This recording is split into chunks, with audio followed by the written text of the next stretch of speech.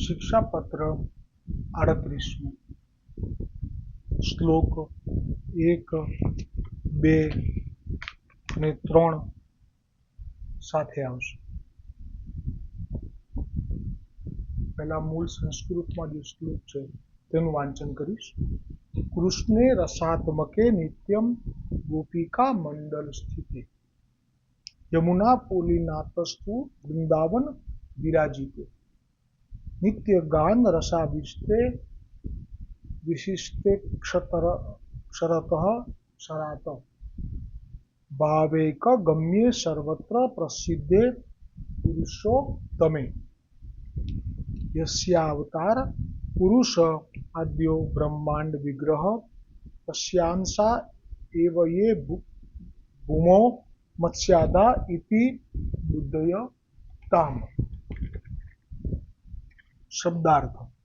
શ્રી કૃષ્ણ રસાત્મક છે, નિત્ય છે, ગોપિકાના મંડળમાં સ્થિત છે, શ્રી યમુનાજીના પુલિન સમીપ વૃંદાવનમાં વિરાજિત છે. ફરીવાર શ્રી યમુનાજીના પુલિન સમીપ શ્રી વૃંદાવનમાં વિરાજિત છે. નિત્ય ગાન રસમાં આવિષ્ટ છે. ક્ષર તથા અક્ષરથી શ્રેષ્ઠ છે. ભાવગમ્ય છે. સર્વત્ર પ્રસિદ્ધ પુરુષોત્તમ સ્વરૂપ છે. જેમનો આદ્ય અવતાર બ્રહ્માંડ સ્વરૂપ પુરુષ વિરાટ પુરુષ છે. ભૂમિ પર જે મત્સ્ય વગેરે અવતાર થાય છે તે આ પૂર્ણ પુરુષોત્તમના જ અંશરૂપ છે. એવા રસાત્મક પુરુષોત્તમ શ્રી કૃષ્ણમાં બુદ્ધિ રાખવી. પુષ્ટિમાર્ગીય જીવો માટે પૂર્ણ પુરુષોત્તમ જે વ્રજમાં રસાત્મક ગોપિકા મંડળમાં સ્થિત યમુનાજીના કિનારે વૃંદાવનમાં બિરાજિત છે અને જે નિત્ય હર હંમેશ નૂતન લીલા તેમાં ગાન રસમાં આવિષ્ટ છે, એ સેવવા યોગ્ય છે. તેથી બીજા અંશ અવતારો મત્સ્ય વગેરે કયા એમાં આપણે એમની સાથે સંબંધ નથી. વિવેચન. શ્રી વલ્લભાચાર્યજીના પુષ્ટિ માર્ગમાં રસાત્મક શ્રી કૃષ્ણ સેવ્ય છે. તે કયે પ્રકારે વ્રજમાં બિરાજે છે તો કહે છે કે ગોપીજન ના મંડળમાં સ્થિત છે.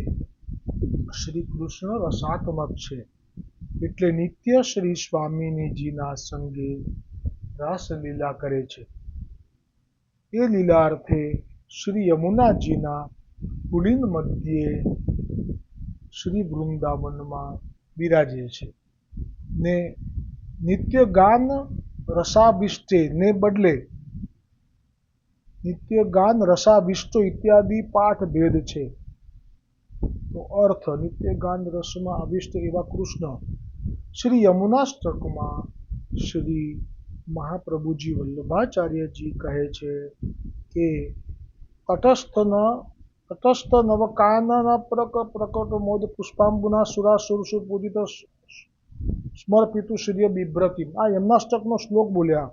તટસ્થ નવકાનન પ્રકટ મોદ પુષ્પાંબુના સુરાસુર સુપૂજિત સ્મર્પિતુ શ્રીયમ બિભ્રતિમ. એનો અર્થ અહીંયા રાખેલો છે કે તટમાં રહેલા નવીન વનમાં પ્રકટ સુગંધયુક્ત પુષ્પોના મકરંદ વડે શુદ્ધ ભાવવાળા સુર એટલે દેવતાઓ અને માનાદિક કરનારા અસુરો દૈત્યો જેમને પૂજેલા છે એવા સમર્પિતા શ્રી કૃષ્ણ તેમની શોભાને ધારણ કરનાર શ્રી યમુનાજીને નમસ્કાર કરું છું. શ્રી યમુનાજીના તીર પર બિરાજી પ્રભુએ બે પ્રકારની લીલા કરે છે. પ્રથમ સ્થળ ક્રીડા કરે છે, જ્યારે તેમાં શ્રમ થાય ત્યારે જળ ક્રીડા કરે છે. અને સદા સર્વદા પ્રભુ એમ જ બિરાજે છે, માટે તેનું સ્મરણ કરવું જોઈએ. સ્મર્તવ્ય ગોપિકા વૃંદે ક્રીડન નૃવાદવે સ્થિત. અર્થ: શ્રી કૃષ્ણ ભગવાનનું સ્મરણ વૃંદાવનમાં સ્થિત થયેલા અને ગોપિકાઓના સમૂહમાં ક્રીડા કરતા એવા સ્વરૂપને વિશે જ કરવું જોઈએ. વૃંદાવનમાં શ્રી યમુનાજીના તીરે નિત્ય ગાન રાસાદી લીલા અત્યંત રસાવિષ્ટ થઈ બ્રજ ભક્તન સંગે કરે છે. આ નિત્ય લીલા બે પ્રકાર છે, એક અવતાર લીલા અને એક મૂળ લીલા. અવતાર લીલામાં પ્રમાણ, પ્રમેય, સાધન તથા ફળ એમ ક્રમ છે. શ્રી ભાગવત દશમ સ્કંદમાં નિરૂપણ કર્યું છે કે પ્રથમ શ્રી ઠાકોરજીનું પ્રાગટ્ય પ્રથમ શાસ્ત્રમાં કહ્યું છે તેની તપસ્યા પ્રમાણ રીતિથી કરી, ત્યારે પ્રભુએ પ્રગટ થઈ આ બધું મારાથી સમજી શકાતું નથી, એટલે હું એનો અર્થ નથી, એનો વાંચજો. આપ અંદર રાખ્યું છે મેં, આપને જરૂર એનો લાભ મળશે. તો શિક્ષાપત્રમાં આજે અહીંયા આ 3 શ્લોક આવ્યા અને એક સરળ, આજે યમુના કિનારે જે 2 લીલા કરે છે એમાં એક લીલા એ મુખ્ય ભાગે સ્થળ લીલા કીધી, સ્થળ ક્રીડા, એમાં રાસ આવે. તો એક રાસનું દોડ લઈ લઉં છું અને પછી આ શિક્ષાપત્રમાં આગળના શ્લોક છે 4, 5 એમ કરીને આ પછી આવશે. હવે ધીરે ધીરે આપણે આ શિક્ષાપત્ર 38મું પણ વિરામ પામશે, પછી 39મું, પછી 40મું અને પછી 41. બસ પછી શિક્ષાપત્રથી વાંચવાનું નહીં થાય. જેમના માટે છે એમના ચરણોમાં સમર્પિત કરીશું. શરદ પૂનમની રાતડી જોવા જઈએ, શરદ પૂનમની રાતડી જોવા જઈએ, હે મારો વાલો રમાડે રાસ જોવાને જઈએ, હે મારો વાલો રમાડે રાસ જોવાને જઈએ. વનરાતે વનની કુંજ ગલી જોવા જઈએ, વનરાતે વનની કુંજ ગલી જોવા જઈએ, એક ગોપીને એક છે કાન જોવાને જઈએ, એક ગોપીને એક છે કાન જોવાને જઈએ. હજારો ગોપીઓ ટોળે મળી જોવા જઈએ, હજારો ગોપીઓ ટોળે મળી જોવા જઈએ, એ વચ્ચે નાચી રહ્યા છે કાન જોવાને જઈએ, હે વચ્ચે નાચી રહ્યા છે કાન જોવાને જઈએ.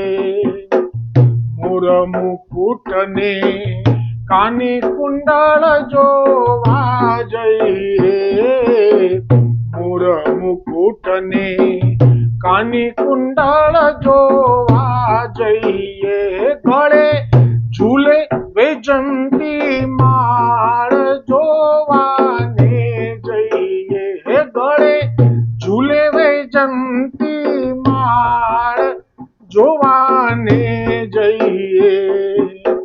પીળું પીતાંબર શોભતું જોવા જઈએ, લાજે લાજ છે કોટી કામ જોવાને જઈએ.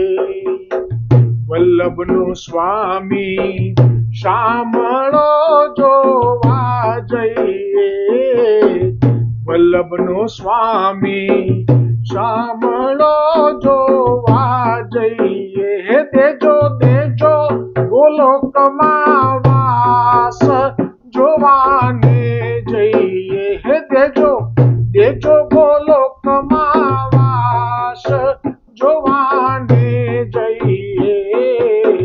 વનરાતે વનની